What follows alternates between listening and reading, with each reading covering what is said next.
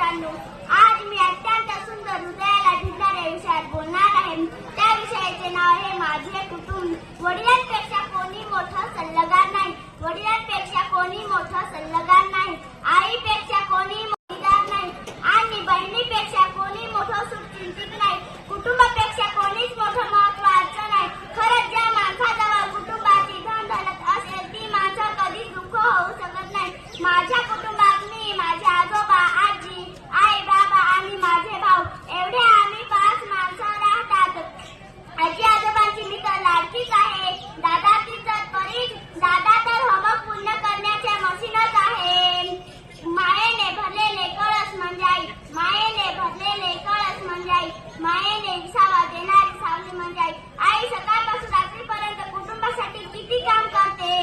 ती घर सांभाळते, आम्हाला वेळेवर जेवण देते, आमचे कपडे, आमची शाळेची काम याची काळजी घेते.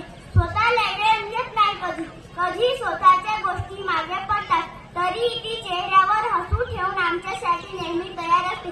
कधी मी अभ्यासात अडकली तर ती शांतपणे समजावते.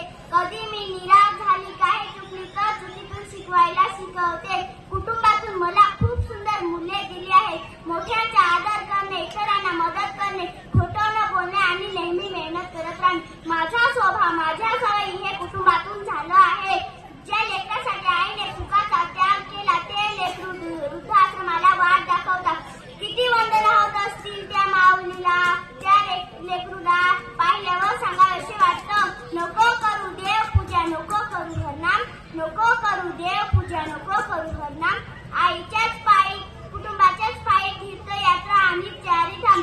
जीवन हे अतिसुंदर आहे. असे जीवनाचे दर्शन म्हणजे माझे कुटुंब फक्त आणि माझेच कुटुंब. सर्व गोष्टींचे बाबा प्राप्त करणारे, आपले लाड पुरवणारे आजी आजोबा आपल्या परिस्थितीमध्ये आपल्या समोर उभे राहतात. भाऊ बहीण यांचे चित्र डोळ्यासमोर उभे राहतात. माझे 2 कुटुंब आहेत. एक कुटुंब म्हणजे माझे घर तर दुसरे कुटुंब म्हणजे माझी शाळा.